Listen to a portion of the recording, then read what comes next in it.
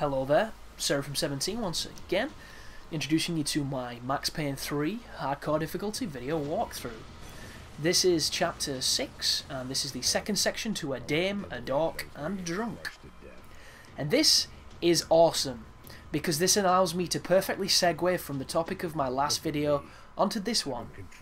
Because I was discussing the tropes of a Max Payne game that have to be in it to be a Max Payne game, in my opinion. Much like there are things in James Bond films that have to be in the next one, because that's what James Bond is. And this is one of them. This is blowing up. This is just like, put out my flames with gasoline.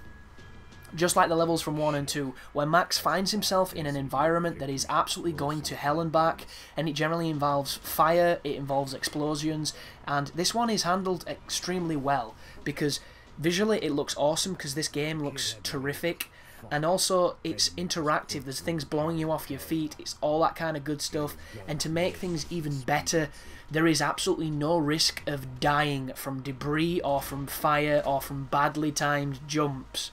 Anybody that played the old game will know exactly what I mean.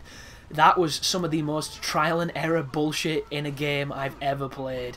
And it wasn't easy, because the game assumed you knew the path, and if you didn't, you ended up running onto a fucking, a mantelpiece filled with fire. Because all it was is flames being generated wherever you went, unless you went the correct way, which was a very specific path. And stuff could fall on you, you could get set on fire, and it was almost immediate death.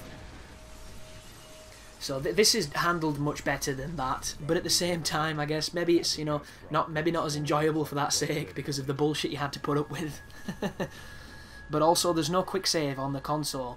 There'll probably be quick save on the PC, and that's what makes these games really easy, because quick save breaks the difficulty, if you ask me. That guy laid down there, shoot him ASAP. If you don't, he can fuck you up. He's done it to me. And don't try and shoot dodge on this section, because I don't think Max can do it because he's so messed up. Don't try picking up other guns or changing to a different gun, because he can only carry one because his arm's kind of hurt. He's kind of injured. And just, do your thing. I tried to get too fancy with this section and actually died, and had to do it again. But as you can tell, I came through no nonsense this time, and that's why I'm shooting that body, because he killed me. But just keep following the path. It's nice and linear, nice and simple. It looks nice, and it's actually an interesting plot point as well, because the game's kind of gone to shit at this moment in time. Because the story has got some real depth on this. It can be confusing at moments, it can be a little bit vague on the details, but there's definitely some character development, and there is a development of the events. And this is a tiptoeing section here, where we've got to tiptoe over this board. And at first I actually thought we could affect Max's balance with the analog, but you can't, thank God. And I'm so grateful, because I hate those contrived bullshit moments.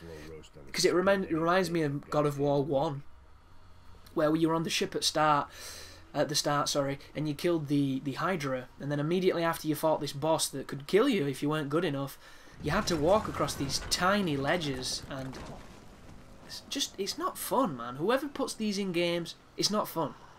We don't, go to the pub the day after we play a new game and say, oh, that bit where you had to walk across that rope and it was life or death if you moved analog in a micro section of a wrong direction. Such a good section. Wish there were more of those. You don't say that. You say, did you see the sex scene at the start when you went up to those two hot birds with the tits out? How good was that? That's what you say. You want more of that, less of the other one. But thanks for watching, guys, and you take care now.